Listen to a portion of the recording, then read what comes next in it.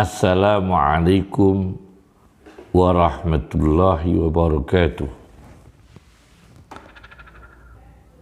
Bismillahirrahmanirrahim. Ruh di dalam Al-Quran 21 kali, sedangkan Nabi Isa alaihissalam disebut dalam Al-Quran sebanyak 25 kali. Di antaranya ada penjelasan bahwa Isa alaihissalam diberi kekuatan oleh Allah Subhanahu wa ta'ala dengan kekuatan Ruhil Qudus, Roh Suci. Tema ini dalam Al-Quran sebanyak 3 kali. Al-Baqarah ayat 87, Al-Baqarah ayat 253, Al-Maidah ayat 110. Kemudian ada satu redaksi Al-Quran, Isa alaihissalam disebut dengan waruhum minhu, ruh dari Allah Subhanahu wa ta'ala. An-Nisa ayat 171.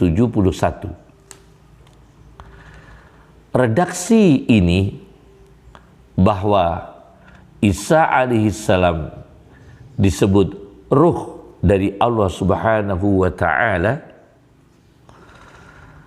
redaksi ini bukan berarti zat Allah masuk dalam diri Isa menurut keyakinan umat Islam.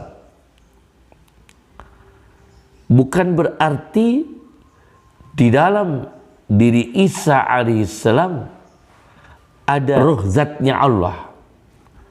Bukan begitu. Karena di dalam ayat lain, surat Maryam ayat 17, ketika Allah mengirimkan ruh kepada Maryam dengan redaksi ayat fa'arsalna ilaiha ruhana, maka aku mengirimkan kepada Maryam ruhku. Ini bukan berarti ruhnya Allah masuk di dalam Maryam, karena ini yang dimaksudkan ialah malaikat Jibril alaihissalam. Maka kata-kata ruhum minhu, kata-kata ruhana yang diidofahkan langsung kepada Allah, ruhana, ruhku kata Allah, aku kirimkan pada Maryam. Kemudian Isa disebut ruhum minhu, roh dari Allah, tidak menunjukkan bahwa rohnya Allah ada dalam diri Isa alaihissalam. Ini masalah pertama. Kemudian menghidupkan makhluk yang sudah mati, suatu mukjizat yang diantara sekian mukjizat yang dianugerahkan Allah kepada Isa alaihissalam. Mukjizat itu seperti menghidupkan orang mati juga ada dalam diri Nabi Muhammad sallallahu alaihi wasallam. Maka tidak dengan Isa menghidupkan orang mati, kemudian menyembah Isa, Karena Nabi kita Muhammad sendiri juga bisa menghidupkan orang mati, kita tidak serta-merta kemudian menyembah Muhammad, mentuhankan Muhammad sallallahu alaihi wasallam. Karena di dalam kitab Kristologi kami pernah mempelajarinya, kami sering membacanya, kitab Kristologi yang berjudul Idharul Haq, karya seorang kristolog dari India, Rahmatullah Al-Hindi, pendiri sekolah Saulatiyah Makkah. Di juz 4 halaman 1067, di juz 4 halaman 1067 diriwayatkan di sini satu hadis Nabi sallallahu alaihi wasallam. Suatu ketika Nabi mengajak seseorang untuk memeluk agama Islam. Orang itu menjawab, "Aku tidak bersedia mengimankanmu Muhammad sehingga kamu bisa menghidupkan putriku, anak perempuanku." Maka Nabi kita Muhammad sallallahu alaihi wasallam mengatakan, "Arini qabraha." Tunjukkan saya, beritahu saya mana tempat kuburnya. Akhirnya Nabi kita ditunjukkan, dan anak perempuan orang itu, laki-laki itu yang ada di dalam kubur dipanggil oleh Nabi sallallahu alaihi wasallam. Begitu dipanggil, di dalam kubur itu mayit perempuan itu menjawab, "Kami datang memenuhi panggilanmu." Kami menjawab memenuhi panggilanmu, labbaika wassa'daika, kebahagiaan kami karenamu. Kemudian Rasulullah sallallahu alaihi wasallam melakukan dialog dengan mayit perempuan ini. "Wahai fulanah perempuan, mayit perempuan, apakah kamu menginginkan kembali lagi ke dunia?" Perempuan itu, mayit perempuan itu menjawab dari dalam kubur, "La, tidak, wallahi demi Allah, ya Rasulullah, wahai utusan Allah. Karena aku telah menemukan Allah lebih baik daripada kedua orang tuaku. Inni wajadtullaha khairan li min abawayya." Dan aku temukan akhirat lebih baik daripada dunia. Wa wajadtul akhirah khairan minad dunya. Nah, ini jelas. Nabi memanggil mayit yang ada di dalam kuburan perempuan, kemudian menjawab, kemudian dialog. Ini ada di dalam kitab Kristologi mengutip satu hadis tersebut. Kemudian hadis kedua, masih di halaman yang sama, kitab Idharul Haq karya kristolog India Rahmatullah Al-Hindi, bahwa Rasulullah SAW pernah menyuruh para sahabat Nabi untuk makan kambing yang direbus, makan kambing yang direbus, dan berpesan jangan dipecah-pecah tulangnya. Kulu wala taksiru adman, makanlah kalian dan janganlah kalian memecah-mecah tulang dari kambing tersebut, memecah-mecah tulang dari kambing tersebut. Setelah mereka para sahabat makan, kemudian Rasulullah SAW mengumpulkan tulang-tulang itu dan meletakkan tangan Rasulullah SAW pada tulang itu. Summa takallama bikalam, kemudian Rasulullah mengucapkan suatu ucapan. Maka keajaiban Allah Subhanahu wa ta'ala datang. Fa idza syatu qamit, maka kambing yang telah menjadi tulang-tulang itu berdiri lagi. Tanfudu zanabaha, mengibas-ngibaskan ekornya. Nah, ini Nabi kita Muhammad SAW dengan izin Allah bisa menghidupkan manusia yang mati, dengan izin Allah menghidupkan hewan yang mati, tapi tidak menjadi alasan kita untuk menyembah Muhammad, untuk mentuhankan Muhammad sallallahu alaihi wasallam. Nah, kemudian di dalam kitab Idharul Haq karya Rahmatullah Al-Hindi di juz 1 halaman 9392, ketika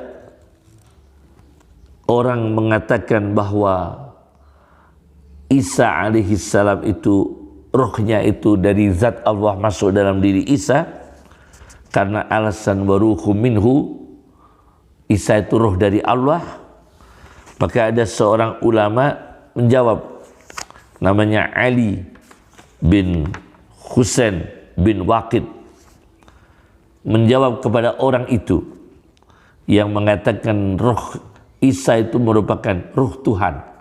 Isa merupakan rohnya Allah subhanahu wa ta'ala, karena Al-Quran berbicara waruhum minhu, roh dari Allah.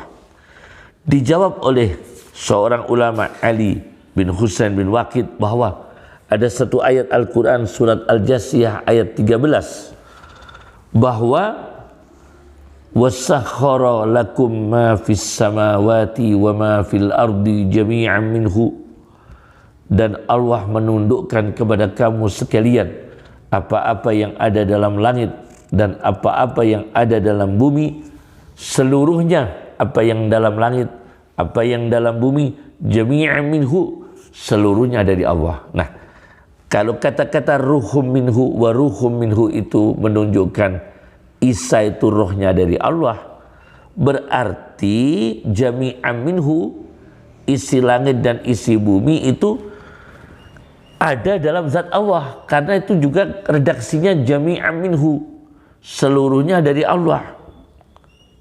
Berarti di dalam zat Allah ada matahari, ada bintang, ada bulan, nanti begitu. Dan seluruh makhluk-makhluk ciptaan Allah yang ada di langit dan ada di bumi nanti dipertuhankan, karena itu semua jami'an minhu, dari Allah. Kalau difahami itu keluar dari zat Allah, nanti matahari dipertuhankan, nanti bulan dipertuhankan, nanti bumi dipertuhankan, nanti laut dipertuhankan. Mendengar jawaban ini, tokoh tadi, yakni seorang pastor yang mengatakan roh Isa itu memang dari zat Allah, akhirnya mendengar jawaban ini, fa'ansofal kisisu, maka pastor itu objektif, wa amana, dan mengimankan kepada Allah subhanahu wa ta'ala, yakni memeluk agama Islam.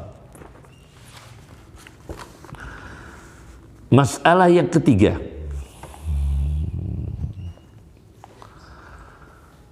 Nabi Isa alaihissalam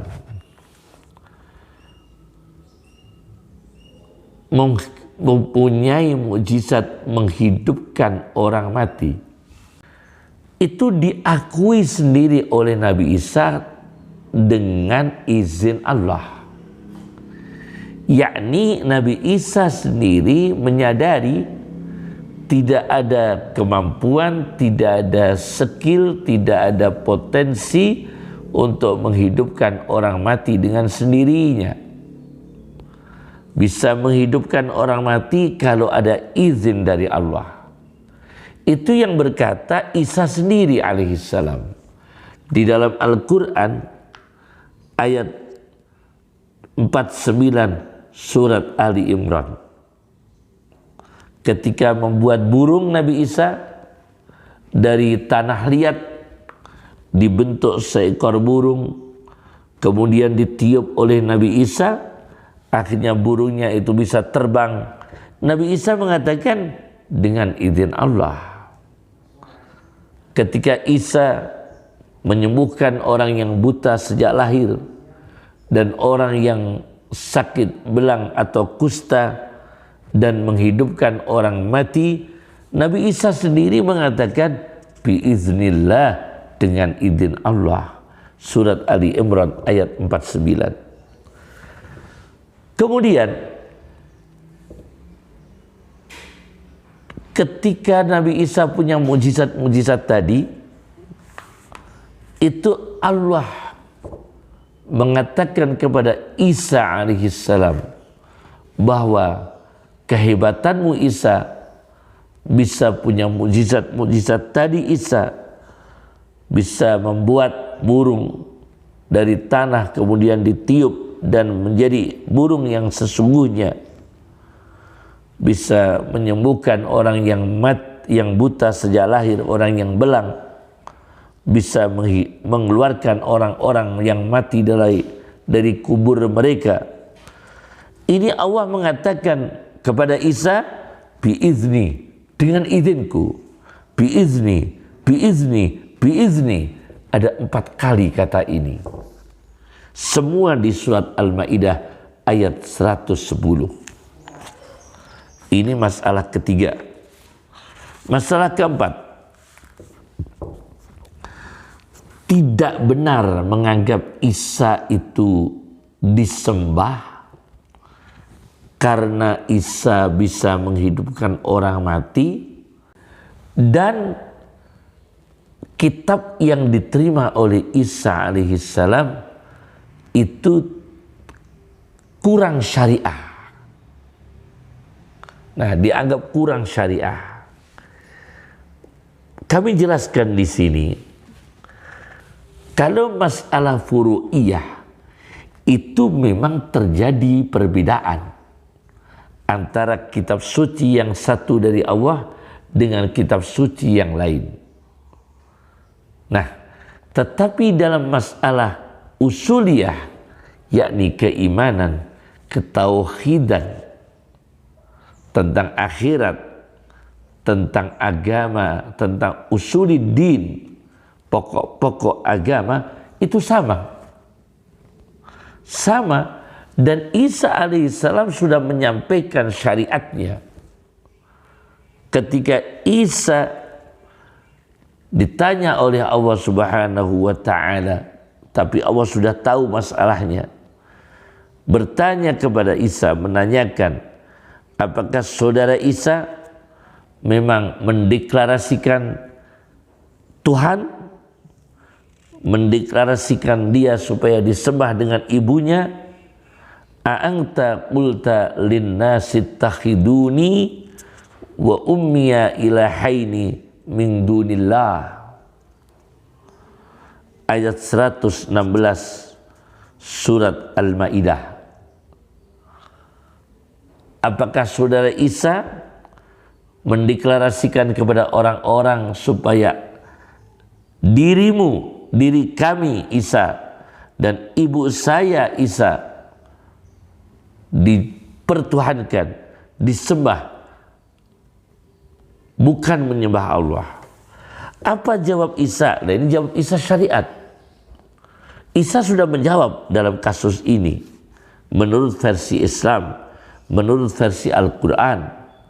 Di surat Al-Maidah ayat 116, Isa mengatakan, Subhanaka, maha suci engkau ya Allah, ma yakunu li an aqula ma laysa li bihaq.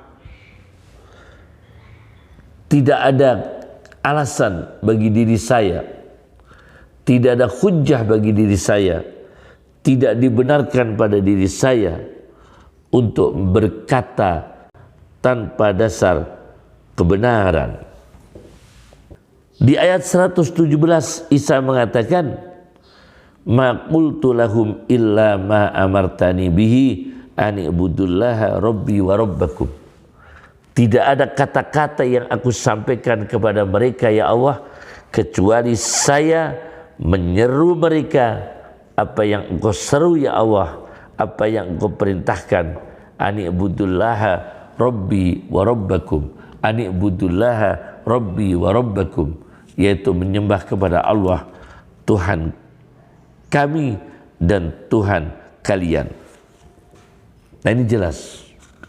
Maka jangan menganggap Isa ini kurang pengetahuan syariatnya dan kurang menyampaikan syariatnya. Ini masalah, bukan masalah furu'iyah, bukan masalah sekunder, tapi masalah-masalah prinsip agama, yakni usuluddin.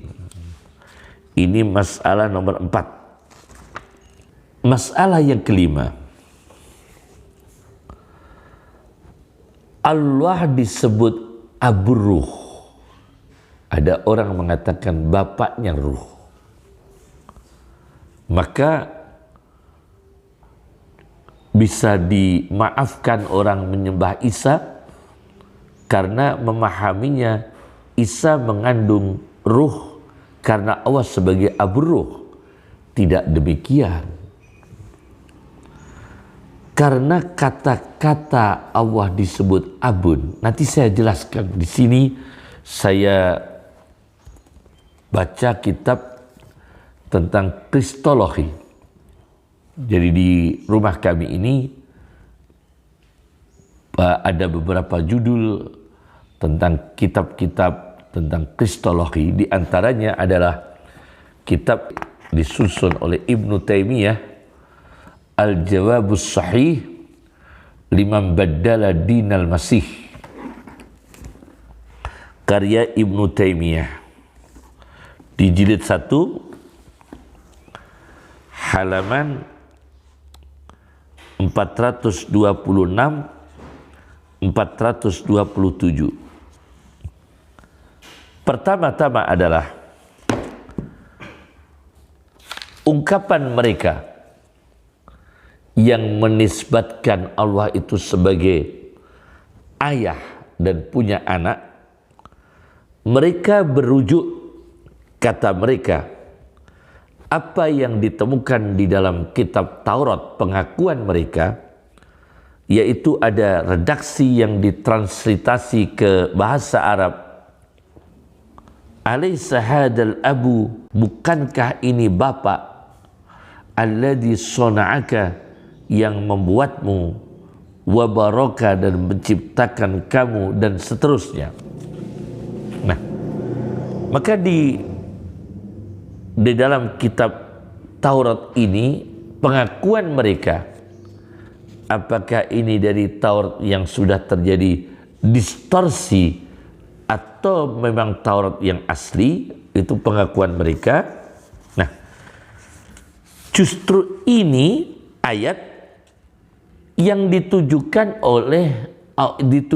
di dalam kitab Taurat, pengakuan mereka bukan ditujukan kepada Isa, tapi ditujukan kepada Musa.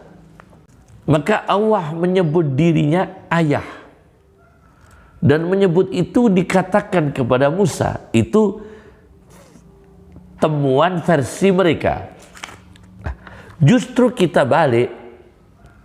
Kalau Musa dipanggil oleh Allah dan Allah menyebut dirinya ayah, itu saja Musa tidak disembah. Kenapa kalau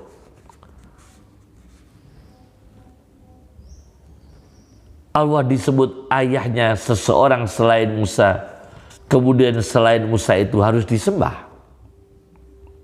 Nah, ini kan aneh.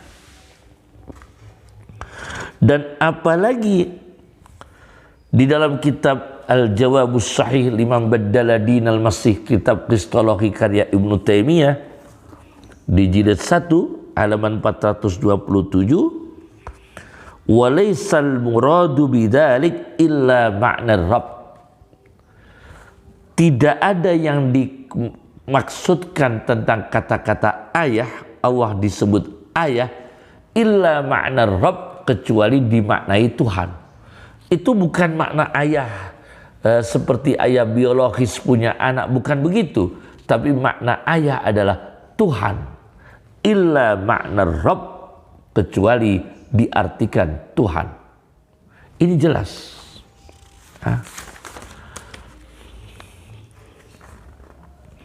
Kemudian masalah yang keenam,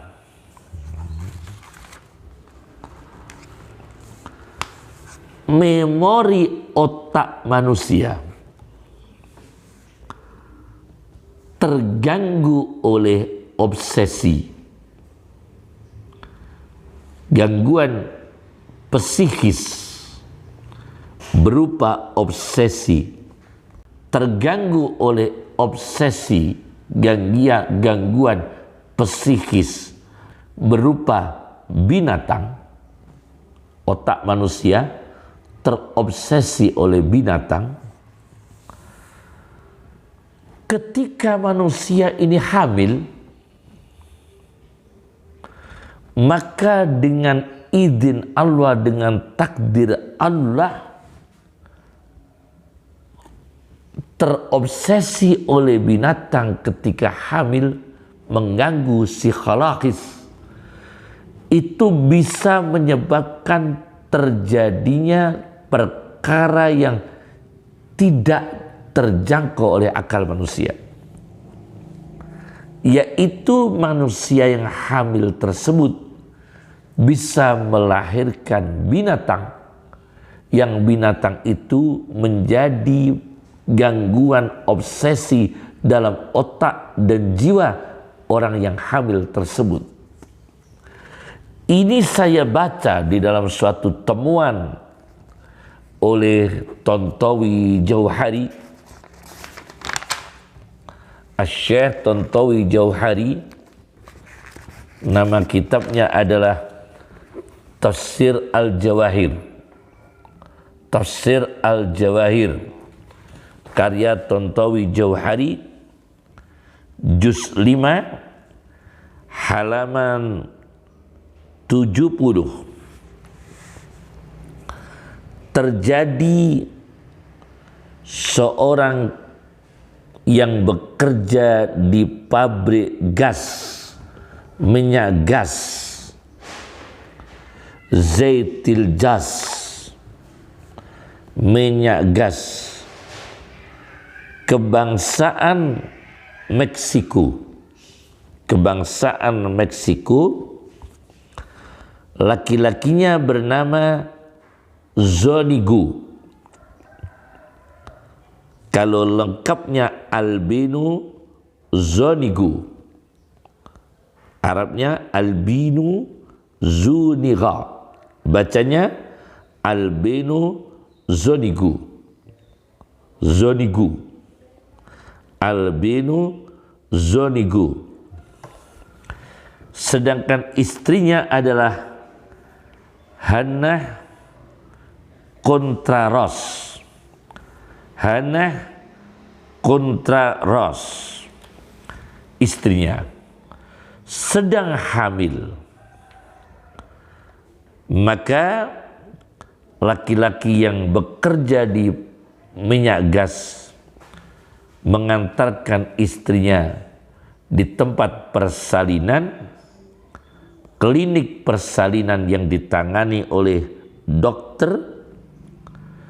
Ketika waktu yang ditunggu-tunggu oleh suaminya, yaitu kelahiran bayi dari istrinya, dokter keluar. Aneh bin ajaib, di tangan dokter itu ada katak kodok besar berwarna hijau, khadra'ul laun, hijau warnanya, besar perutnya, dhahmatul batni,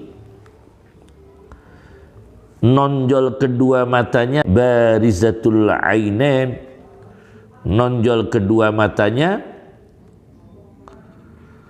tawilatul yadain, panjang kaki depannya yaitu tangan, warijlain, panjang kaki belakangnya.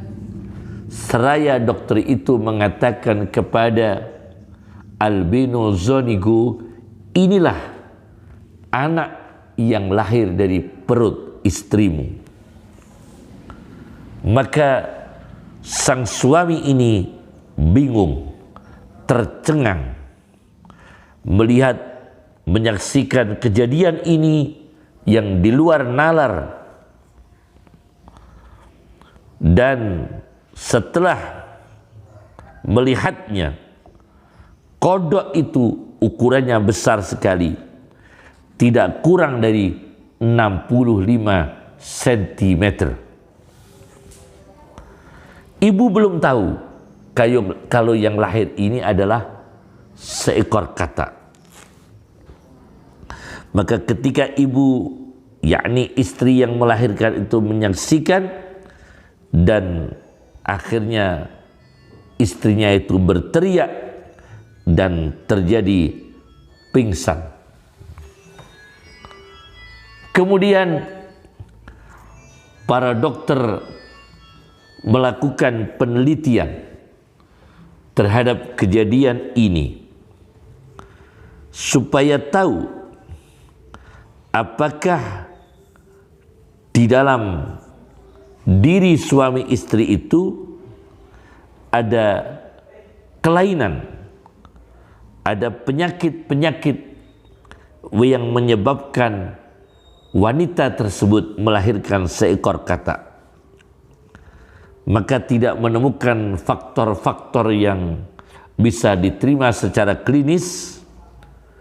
Akhirnya ditemukanlah fakta bahwa sang ibu ini memang paranoid terhadap katak, memang sangat ketakutan terhadap katak. Maka malam sebelum kelahiran, al-lailah as-sabiqah, malam yang mendahului, yakni malam yang sebelumnya kelahiran, wanita yang hamil ini tidur, dia merasakan ada benda yang halus sedang melewati wajahnya. Maka dia terbangun dan tercengang ketakutan. Setelah menyalakan lampu, ternyata benda yang halus melewati wajahnya itu seekor katak. Fausibat binubatin asabiyah.